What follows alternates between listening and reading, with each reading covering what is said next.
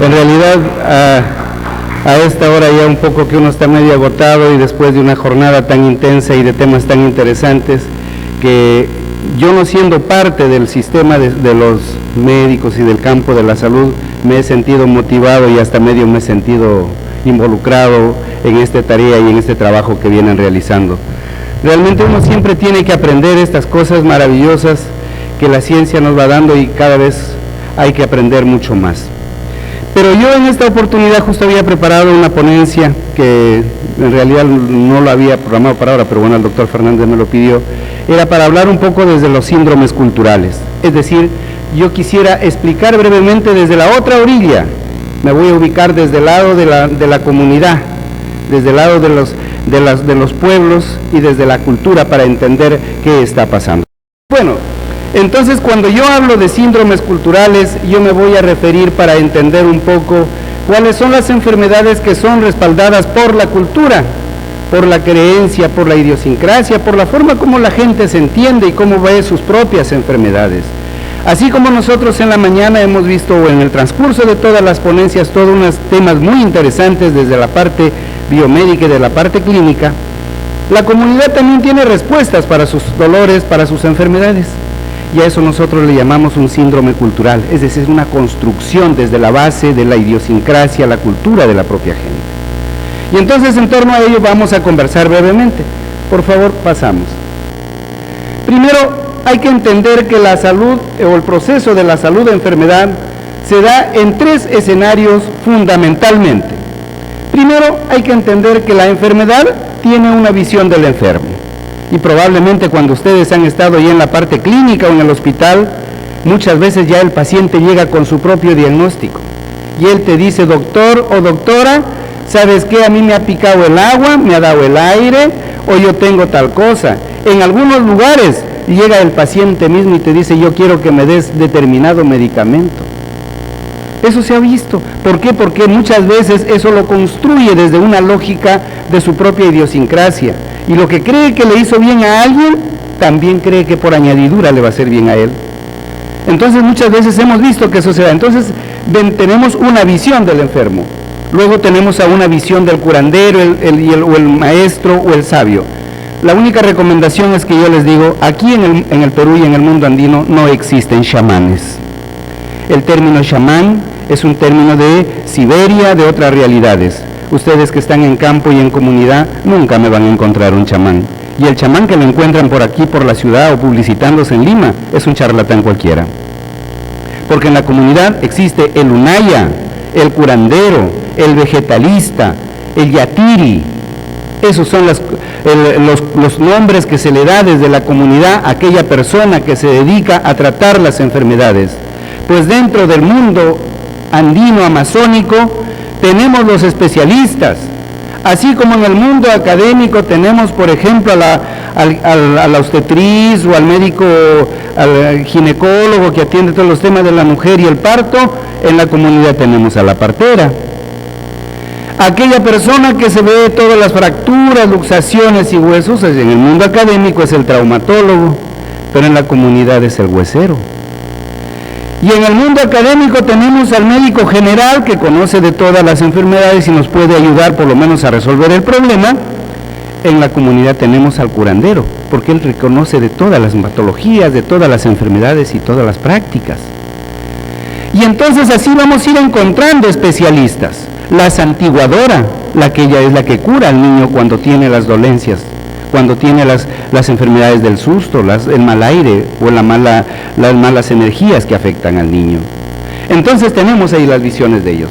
Luego tenemos la visión del médico, que somos propiamente los que estamos dentro del sistema oficial de salud, que tenemos nuestra propia lógica de explicar la causa del mal y la enfermedad, que en esta mañana lo hemos estado viendo y en abundancia.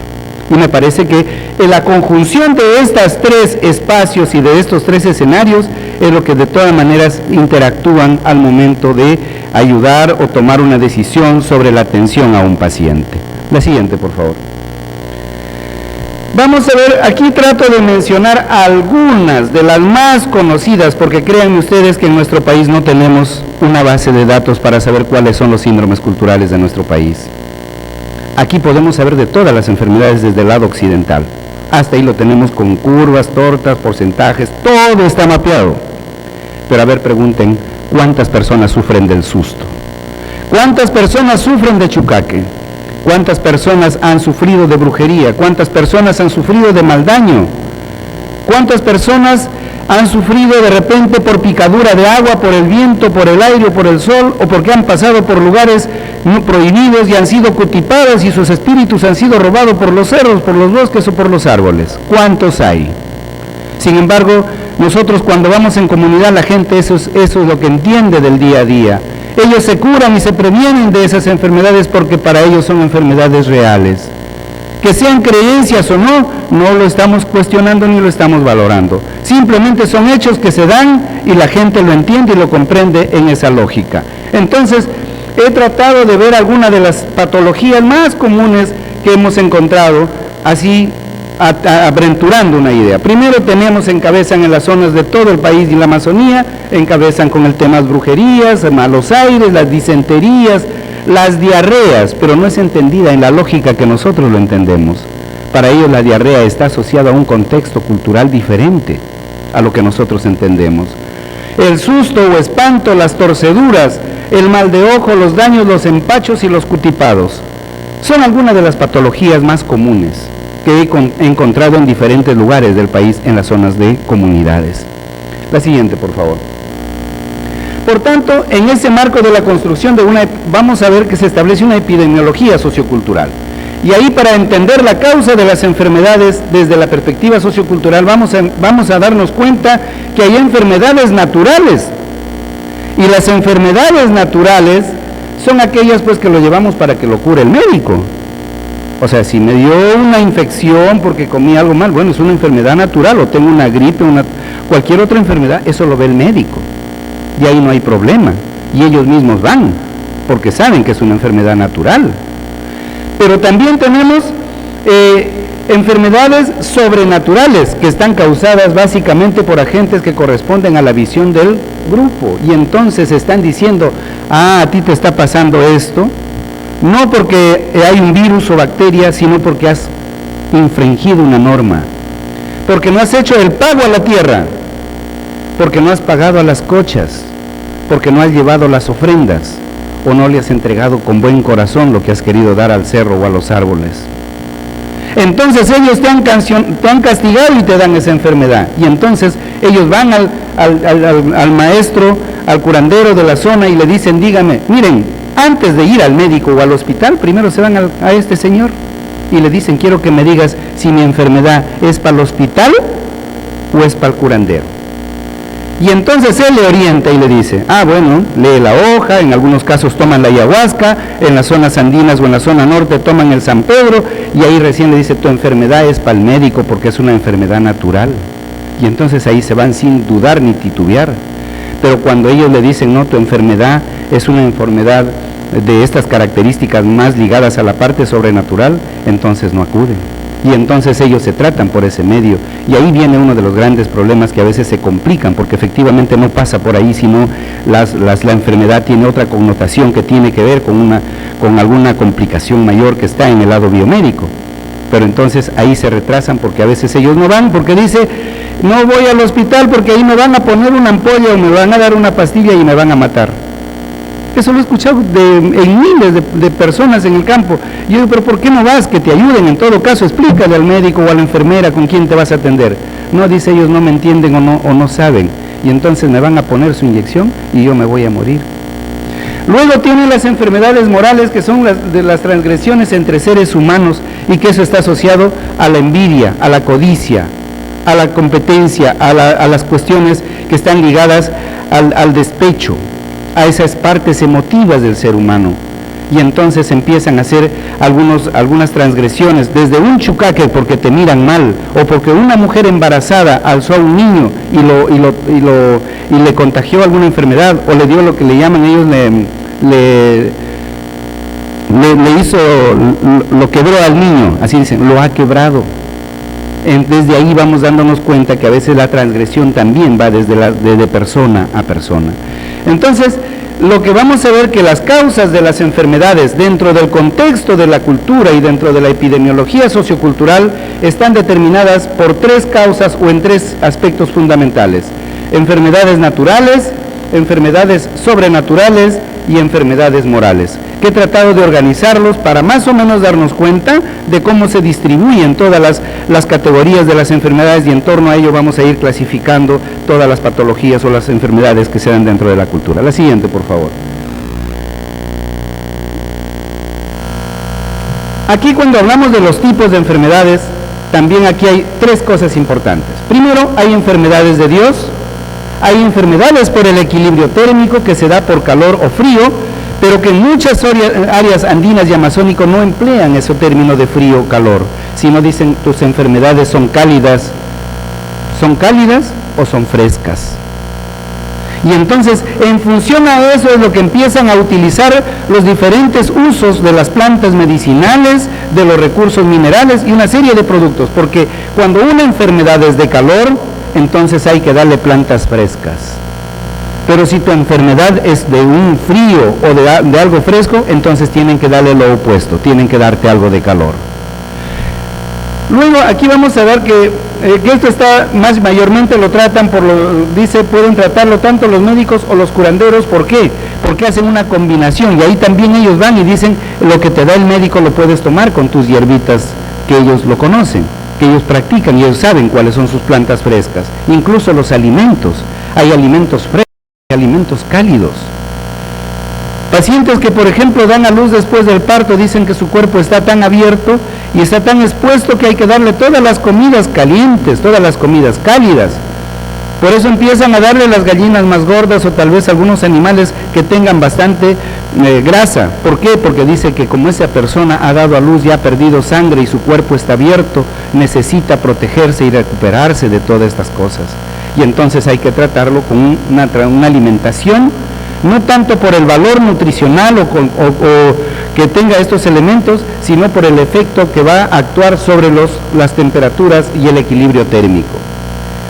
En cuanto a las enfermedades naturales, bueno, de Dios, que les dije, esos pueden ser tratados por médicos o curanderos, que también ya lo expliqué brevemente, pero acá también volvemos al tema del hombre, que a veces pueden ser causantes de algunas enfermedades, como lo del niño, que puede ser inintencionalmente, porque nadie va a querer ir a enfermar a un niño, pero a veces pues por el acto de la buena voluntad y la buena fe nos acercamos a ese niño y a veces podemos transgredir una norma y eso repercute en una enfermedad. No sé si a ustedes les ha pasado, pero a veces las mamás en el campo no lo sacan a sus niños durante los primeros días.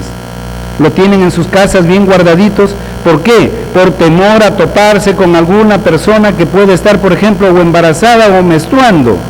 Eso afecta la salud del niño y se puede quebrar o le pueden cutipar, y eso le puede llevar a una serie de enfermedades, incluso empezando por diarreas, que ellos lo asocian. Por ejemplo, la diarrea en el niño lo asocian justamente a que ha sido contagiado por alguien que ha tenido una energía negativa mala. Y eso lo vamos a encontrar hasta incluso en las zonas urbanas. Y a la siguiente, por favor. Entonces, aquí las enfermedades naturales vamos a encontrar que tienen unas causas empíricas que están asociadas a los accidentes por frío o por calor, por movimientos bruscos, por la ingestión de alimentos o microbios, como ellos refieren. Las causas psicológicas están asociadas a la vergüenza, al insulto, al engaño, al chisme y a la cólera. ¿Cuántos de nosotros no habremos pasado ese tema cuando a veces alguien nos llama la atención probablemente en público y dicen, me ha dado chucaque y hasta la cabeza me duele y vómitos tengo? Te jalan de los pelos, te jalan por acá o te soban con un huevo o te hacen alguna santiguada que lo hacen las señoras con rezos y oraciones y se te va a ir mal. Puede que tenga connotaciones definitivamente psicológicas, pero dentro de la estructura de la mente y dentro de los síndromes culturales, ellos no lo entienden así, sino entienden que efectivamente ha pasado por estas causas que han generado toda una enfermedad, un malestar y un dolor. La siguiente, por favor.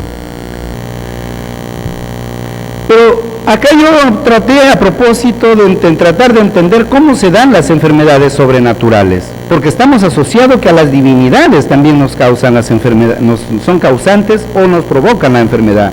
Primero porque hay una ruptura de tabúes. En el mundo andino y amazónico, en todo ese espacio y en esa cosmogonía de la naturaleza, es un espacio sagrado al que hay que reverenciarlo. La gran Pachamama es una gran mujer que hay que tributarlo siempre, hay que actuar y caminar con respeto por la naturaleza. El bosque tiene sus encantos y hay que saber tratar por donde uno camina, porque hay árboles añosos donde dice que viven ahí los espíritus de los ancestros y de los viejos.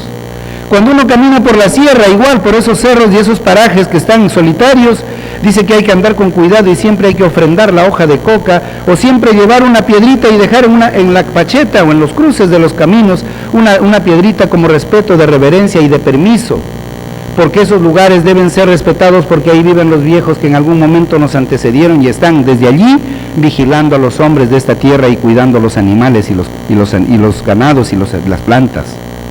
Entonces, todo eso está allí asociado y entonces hay que ofrecer el tributo.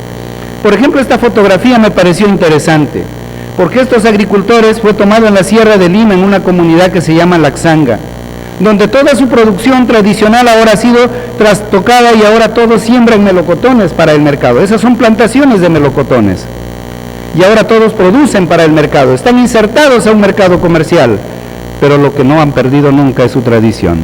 Y ellos ahí me pidieron que antes de que yo entre a su chacra y esté conversando con ellos y participe de sus actividades agrícolas, me dijeron: ingeniero, primero tienes que hacer una ofrenda a la Pachamama. Y ahí me dieron las hojas de coca, me dieron el aguardiente y ofrendé a la tierra para después iniciar una actividad normal y sobre todo para que a mí no me pase nada. Y ellos así lo inician, toda actividad tiene una relación de permiso a ese espacio porque ellos lo siguen considerando como un espacio sagrado, natural, un espacio vivo, que muchas veces si tú no lo respetas, quebrantas un tabú y te viene la enfermedad, el dolor y la muerte. Luego, hay otras causas que están asociadas a los hechizos del mal de ojo y embrujamiento, que cuántos de nosotros a veces hemos escuchado que hay muchos que aprovechan de este síndrome cultural. No sé si acá en Pucallpa lo verán, pero en Lima está plagado por toda la avenida Javier Prado y sobre todo para el que se va para La Molina, lleno de afiches donde dicen que resuelven problemas, desde problemas sentimentales que te hacen regresar al ser amado por más lejos que se encuentre, hasta las enfermedades incurables. Obviamente están asociados aquí al charlatanismo y al engaño. ¿Pero por qué aprovechan estos señores? Porque la gente cree, porque hay una demanda, porque la gente está convencida que estas enfermedades, aunque no lo querramos decir, pero soterradamente existen en nuestra idiosincrasia y en nuestra cultura. Porque en Lima estamos los migrantes, pues. Tendremos plata, tendremos buena casa por allá, por la Chacarilla, por La Molina. Usaremos traje y buen perfume, pero igual nuestra idiosincrasia va con nosotros. Y cuando nos enfermamos y hay dolor, siempre podemos jugar la posibilidad: no me estarán haciendo daño, alguien no me tendrá envidia, está bien, voy al médico, me están dando mis tratamientos, me estoy recuperando, sí, pero también debo dejar una duda para ver si por allí alguien está haciendo algo indebido y desde las oscuridades ligados al mito, a la magia, a la religión y a todos estos aspectos que nosotros lo vemos desde la cultura. Luego vemos la pérdida de la entidad, que esto es más asociado en el campo, cuando quedan dormidos a veces por los lugares, cuando van a veces a los cerros, a las chacras, a traer sus animales o ver sus productos. Ellos cuidan mucho de cuidarse, de descansar en los lugares donde para ellos consideran que es peligroso, porque el lugar, el cerro, el árbol puede robarte el alma y puedes perderlo, y a eso se le llama el susto o el espanto. O también puede ser algún intruso del cuerpo extraño en el organismo. Por ejemplo, para ellos no existe solamente el microbio tal como nosotros lo entendemos, que puede ser virus o bacteria, sino ellos te dicen que hay una enfermedad del aire. Esas enfermedades del aire es porque te dicen te habrá dado el mal viento. Por ejemplo, he visto en muchas comunidades donde a veces las parálisis faciales nunca lo asocian a algún problema biológico, bioquímico del cuerpo. No, ellos dicen te ha dado un mal aire o has salido a la mala hora. Y entonces te tratan en su casa con una serie de elementos, cosas, rituales y todo lo demás.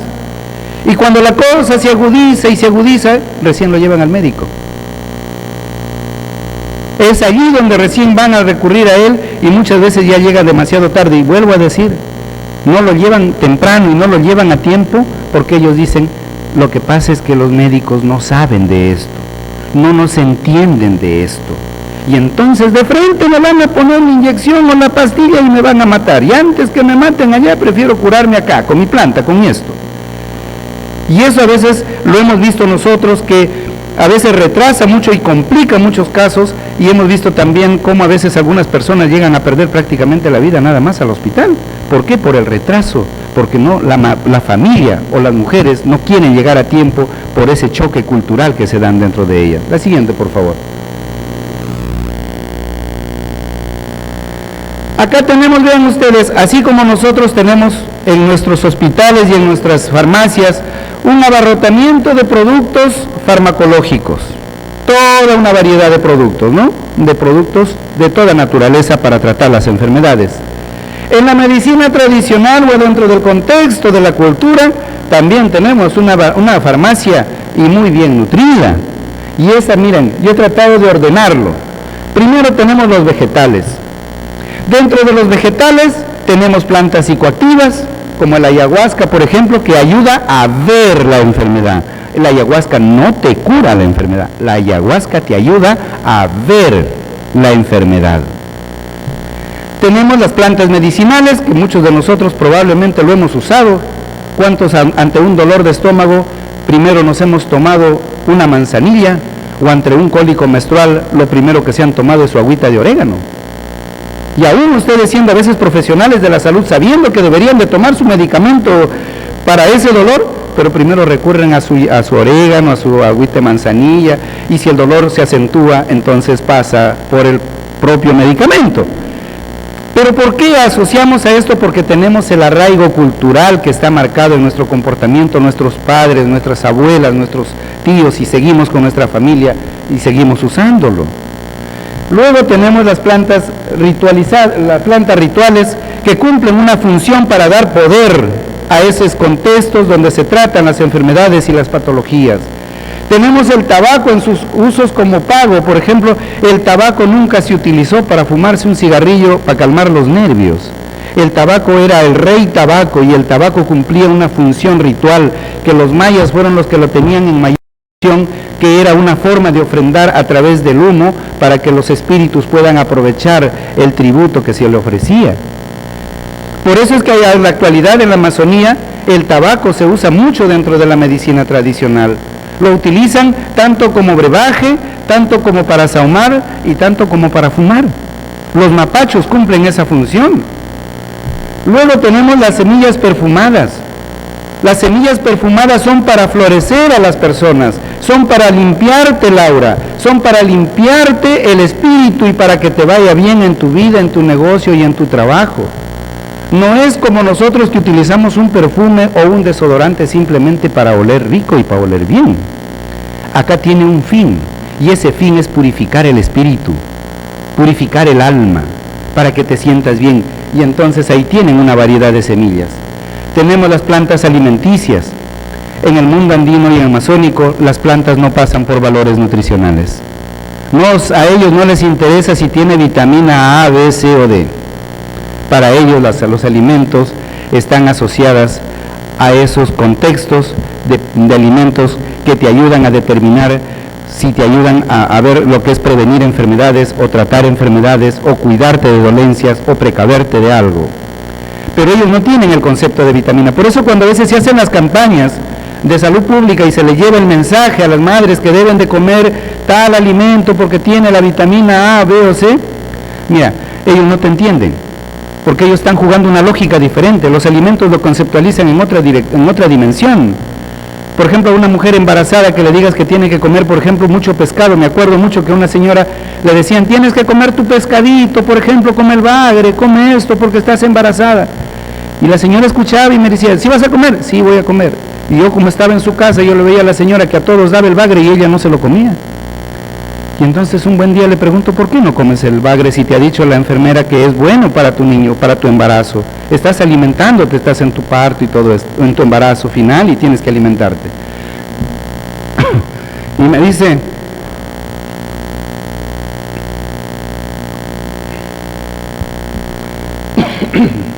perdón, y me dice, lo que pasa es que si yo como ese pescado, mira cómo tiene sus espinas. y efectivamente tenía unas espinas en las aletas bien anchas y arriba también unas espinas bien pronunciadas.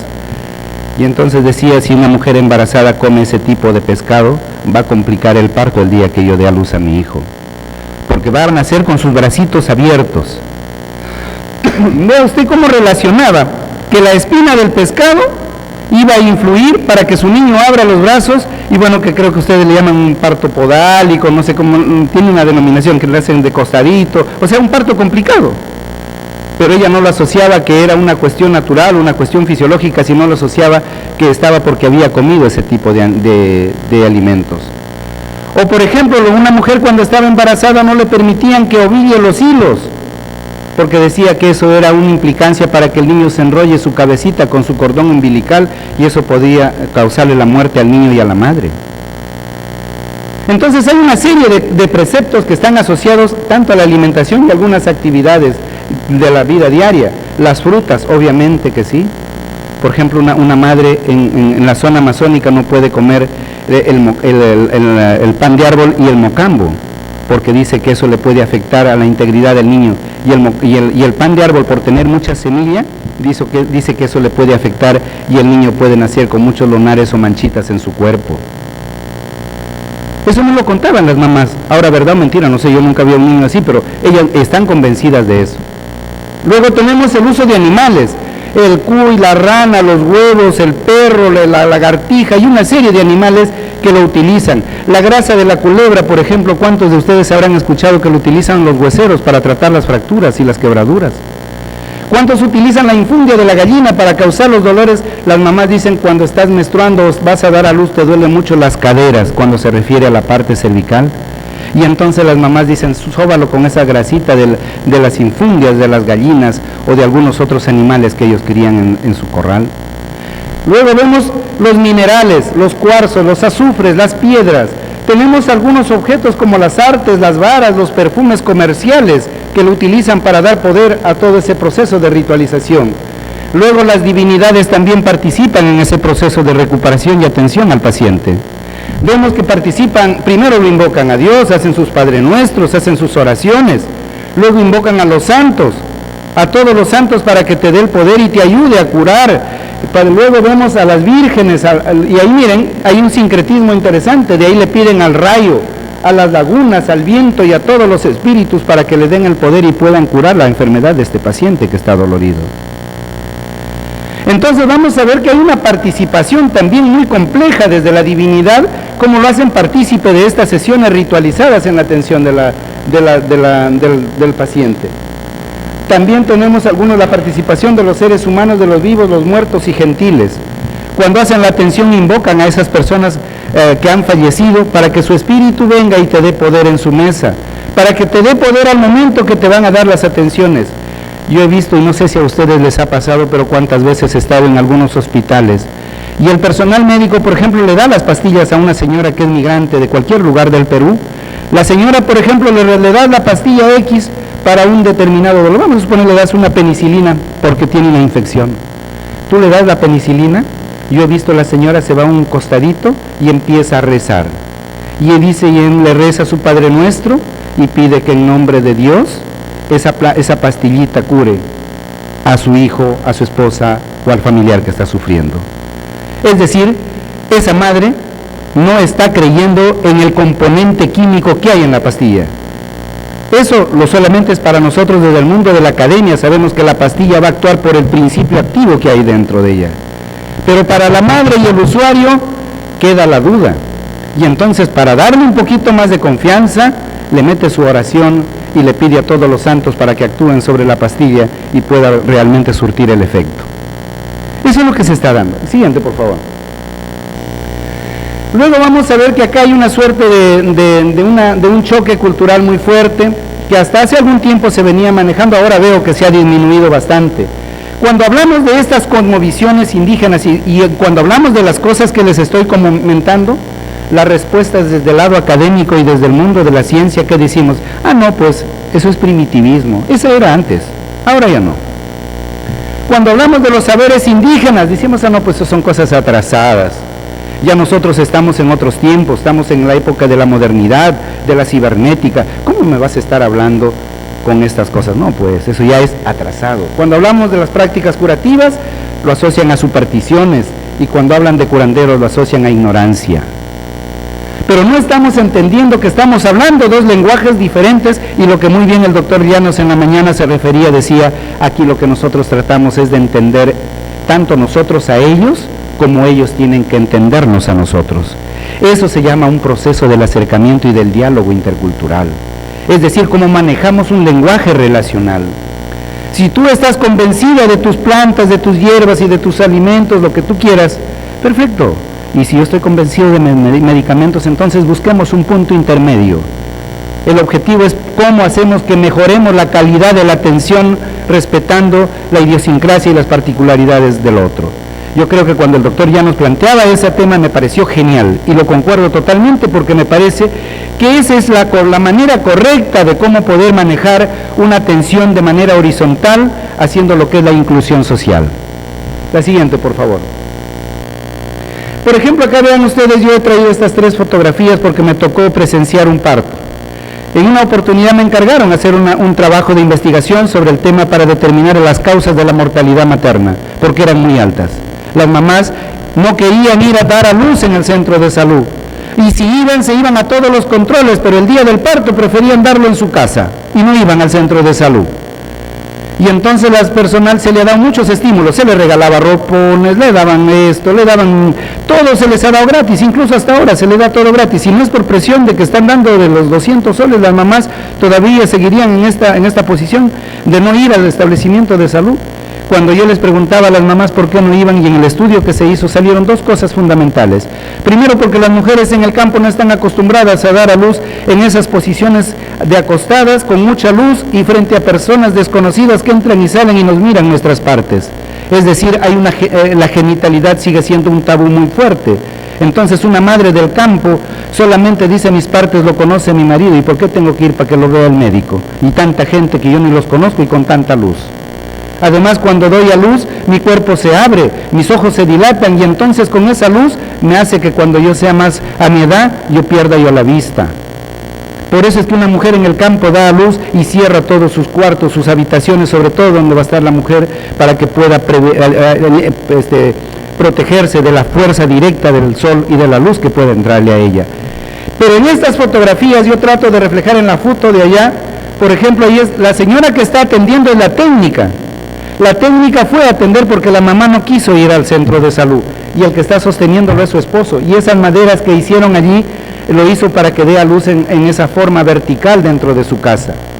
Cuando nació el bebé, la mamá, la persona que atendió sacó la placenta, lo lavó, lo revisó para ver si estaba completo.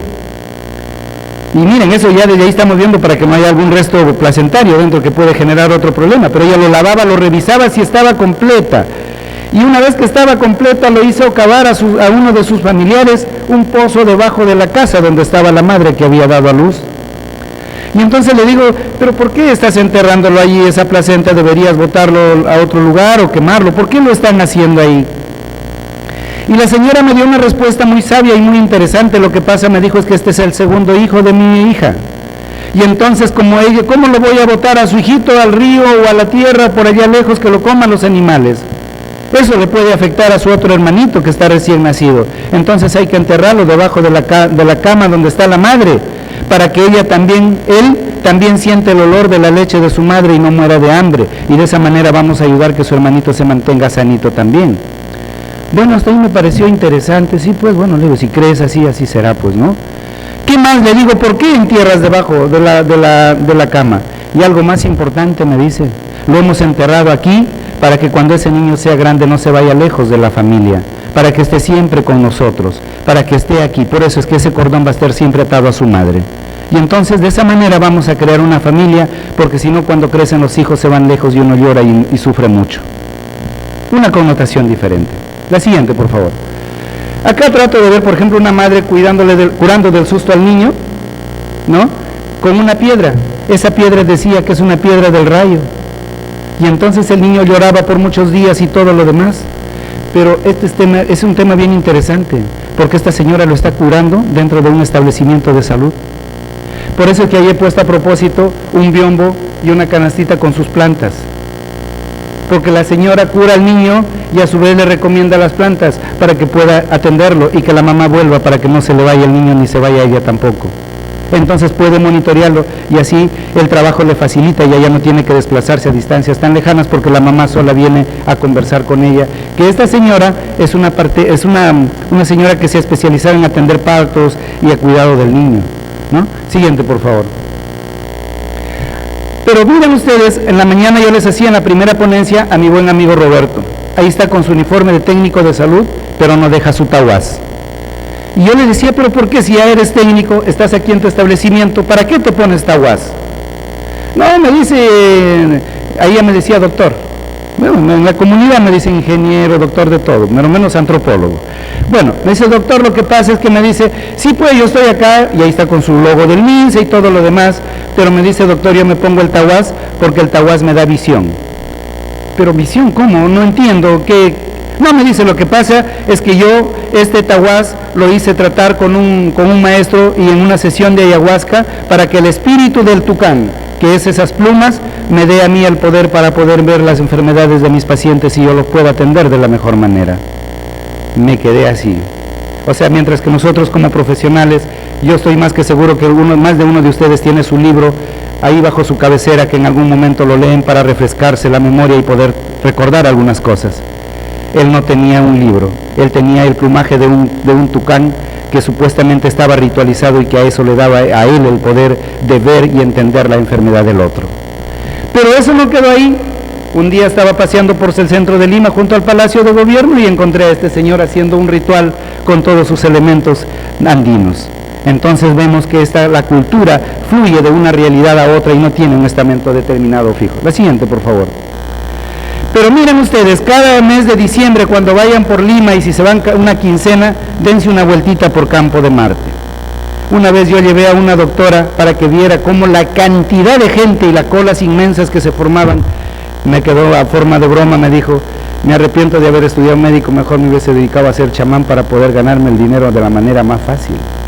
Porque había unas colas que volteaban el Campo de Marte para atenderse con estos señores que te limpian con quirquinchos, con huevos y con toda una serie de diagnósticos que están asociados a la cultura.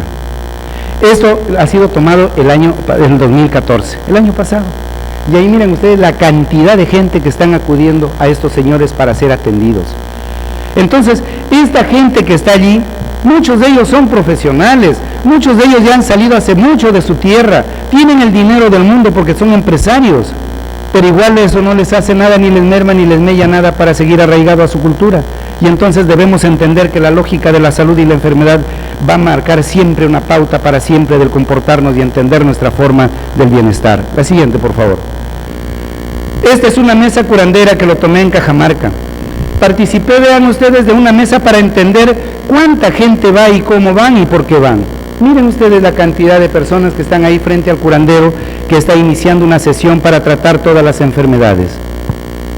Fundamentalmente son enfermedades que están asociadas al mal daño, al aire, al susto y a una serie de patologías que están asociadas a la cultura. Pero vean ustedes la cantidad de gente que va. La siguiente, por favor. Estos son los elementos que habían, algunos de los elementos en la mesa. Miren, utilizan todos los caracoles, toda una serie de caracoles. Yo le decía, pero ¿para qué? ¿Qué función cumplen estos caracoles acá? Y él me decía, lo que pasa es que en estos caracoles han sido trabajados en el mar y hemos traído el espíritu del agua, de las mamacochas, para que nos den la tranquilidad y poder trabajar sobre los enfermos y ellos actúen al momento que nosotros los invocamos. Abajo, si ustedes van a dar cuenta en sus tupper, tiene el ashango, el toro maique, el quinaquina, el ispingo, el amala, el pacho. Todas estas son plantas de la Amazonía, que están presentes en su mesa para que pueda atender a sus pacientes que van por algunas causas y males. Para que ustedes vean la complejidad, así como nosotros tenemos, supongo, en su sala de atención al paciente una serie de elementos, desde un estetoscopio hasta otras cosas más elaboradas, para que ustedes vean que este maestro también tiene una serie de elementos que no trabaja él solo. La siguiente. Aquí miren una vista desde otro ángulo para ver la cantidad de elementos que hay en esa mesa curandera. Yo no sé, realmente no llegué a contar pero ahí tenemos una cantidad que debo imaginar que superan más de 1000 elementos, porque hay elementos pequeños, diminutos, que todos al momento de ser invocados cumplen una función. Tan igual como ustedes en una sala de operaciones pues tienen, qué sé yo, 20 pinzas. Yo diría, como antropólogo, como no sé, diría, oye, pero con una pinza nomás puedes hacer todo, ¿por qué tienes tantas? Y ustedes me explicarán que cada pinza tiene una función y es para para una determinada actividad. Bueno, igual acá. Acá tienen un montón de elementos y cada uno él tiene una explicación y una funcionalidad para que se dan. La siguiente, por favor. Acá les traigo una información que lo tomé de Lira, Jorge Lira, cuando nos habla sobre el bocio o coto. Él nos habla, por ejemplo, dice que hay algunas molestias, abultamiento en la garganta y todas las patologías allá, pero desde la cultura, vean ustedes cómo lo curan. Ellos dicen se pasa con un cuchillo tibio en el abultamiento y se usa una lagartija para que chupe la enfermedad. Cuando nosotros decimos que el bocio es realmente otra característica. Desde nuestro lado académico sabemos que eso tiene otra explicación, pero vean ustedes, lo he traído a propósito para que vean cómo la gente le da una propia explicación, a veces cerrada, y que hay que nosotros corregirlo, pero de una manera más sutil y sabiendo manejar el tema de cómo poder ayudarlo a que ellos puedan resolver sus cosas de la manera más acertada. La siguiente, por favor. Y entonces dicen, por ejemplo, desde el lado de la comunidad, hay que tomar agua hervida, y si se toma de los puquiales, no se debe tomar el agua del recipiente. Segundo, se debe cumplir con los rituales de pago a las cochas. Las cochas son los lugares donde brota el agua. Y entonces ellos asocian que si no has cumplido con ofrendarle un tributo a esas cochas, entonces puedes contagiarte de esa enfermedad que le llaman el coto o el bocio. Pero nosotros desde el lado biomédico, creo que ustedes mejor que yo saben que es por una respuesta muy simple, es una falta de yodo. La siguiente, por favor. Ahí vemos, esta lo tomé textualmente de Jorge Lira, y dice, bocio o coto, se coge la lagartija, el caraigua, se le agarra de las patitas y con eso se le pasa sobre el coto de la persona que tiene. Después de pasar a la boquita del caraigua, la persona tratada debe escupir 3 veces. Entonces se suelta vivo el animalito y con eso se sana nomás. ¿Se dan cuenta? Entonces, ¿cómo nosotros entender una lógica cultural que está muy arraigada en nuestra idiosincrasia y en nuestra cultura? La siguiente, por favor. Aquí, ya para ir terminando, voy a presentar, después de haber visto un poco este panorama y esta escenografía de cómo están distribuidas, muy ligeramente les he hablado de los síndromes culturales, porque por cada uno de ellos habría que hablar bastante, pero por lo menos para tener una idea, una aproximación de cómo hay otras formas de entender la salud y la enfermedad. Y entonces yo he tratado de sistematizar algunas propuestas para mejorar la relación entre el personal de salud y el paciente. Primero, el reconocimiento y conocimiento del otro. Pero cuando hablo del otro es un ida y vuelta, es decir, cómo me entienden en la comunidad y cómo yo entiendo a la comunidad. Porque aquí no se trata solamente de caer en comprender y comprender al otro. Nosotros tenemos también nuestra formación, tenemos nuestra cultura, y entonces ellos también deben aprender a respetarnos a nosotros. Por eso, en este reconocimiento al otro es un ida y vuelta. Luego tenemos que tener actitudes abiertas a otros saberes, porque si nosotros nos ponemos en una postura rígida y donde solamente queremos prevalecer que lo que nosotros hemos leído y lo que nosotros hemos aprovechado de la ciencia es lo único verdadero, lo que vamos a un ausentismo de los pacientes hacia nuestra área hospitalaria. Y hay muchos de ellos que a veces no quieren ir, como les decía, porque ellos sienten temor, sienten miedo, porque no los comprendan, que sus causas de sus dolores a veces tienen un sustrato de un cultural. Debe haber una comunicación intercultural, es decir, aprender a dialogar no solamente en el idioma, sino en nuestros gestos, en nuestros comportamientos, en nuestras formas de mirar, en nuestro tono de voz, hasta en nuestra forma de pararnos frente a un paciente. Eso es manera de cómo interactuamos con el otro. Y entonces, en ese diálogo horizontal, nosotros vamos a generar un acercamiento, una fluidez mayor, más horizontal, y eso nos va a generar una empatía y una relacionalidad, y entonces ahí la comunidad nos va a aceptar y nos van a buscar siempre. Y muchas veces a ustedes supongo les ha pasado que a veces la comunidad, como una manera de agradecer a esa buena atención y a esa empatía, te llevan tu gallinita, te llevan tus papayas, te llevan tus frutitas, te llevan tu pescadito o lo que la familia tiene, pero eso no te lo lleva simplemente porque se le ocurrió o sobró en la casa, sino porque te tiene aprecio y te quiere agradecer porque tú lo has entendido de una manera más horizontal. Entonces yo creo que eso es fundamental para poder nosotros interactuar con los pacientes y poder nosotros atenderlos de la mejor manera. Luego debemos generar el respeto y la colaboración con la comunidad. Muchas veces es importante también involucrarnos dentro del quehacer de la comunidad, no solamente cerrarnos dentro de nuestros espacios hospitalarios o dentro del ámbito o del puesto o centro de salud, porque nosotros debemos entender que en la comunidad todos participan de todo, y en la comunidad es eso, comunidad, ser comunitarios, ser partícipes. Y estar allí con ellos, eso va a garantizar de que haya una mayor efectividad de nuestro trabajo. Es más, hasta la misma comunidad se va a comprometer en ayudarnos a trasladar las vacunas cuando se tengan que hacer las campañas de vacunación, o probablemente avisarnos cuántas las mamás están embarazadas. Pero yo vuelvo a insistir, cuántas veces la mujer cuando está embarazada, la primera que se entera es la partera o la vecina, y el último tal vez en enterarse es el personal de salud, porque ellas guardan el secreto y ellas entre ellas se comentan y se dicen y se cuentan sus cosas, y solamente después llegan al establecimiento de salud cuando ya la mamá a veces tiene 6, 7, 8 meses de embarazo. En algunos casos, otras no, pues no van más antes, pero estoy poniendo en uno de los peores casos, y todo eso porque nosotros debemos generar ese grado de confianza. Entonces, ¿esto qué va a generar? Que nosotros tengamos una mayor integración del personal de salud a la comunidad, mayor aceptación de los representantes y las prácticas biomédicas, que ese es nuestro objetivo. Porque hay muchas prácticas que debemos ayudar que la población las corrija. Hay que ayudarlos que mejoren su calidad de vida, pero esos cambios de modificaciones de hábitos culturales no se hacen con una charla, con un volante ni con un spot. Es un proceso lento, porque hay que entender que tenemos que cambiar una estructura mental, y eso lo tenemos que hacer a través de esa aceptación y de ese diálogo continuo de manera más horizontal. La siguiente, por favor. Bueno, eso es lo que quería ofrecerles esta mañana como un colofón para poder contribuirles desde la otra orilla para que les quede más que una, yo he traído más que una información, les he traído tareas de reflexión.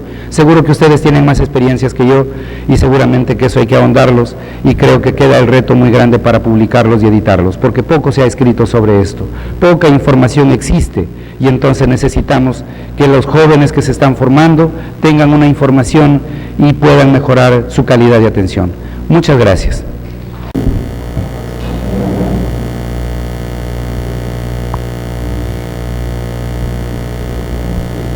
Son los presentes que se entregan a nuestros ilustres visitantes y expositores que nos han apoyado con su disertación en este curso de actualización en tópicos de medicina tropical e infectología.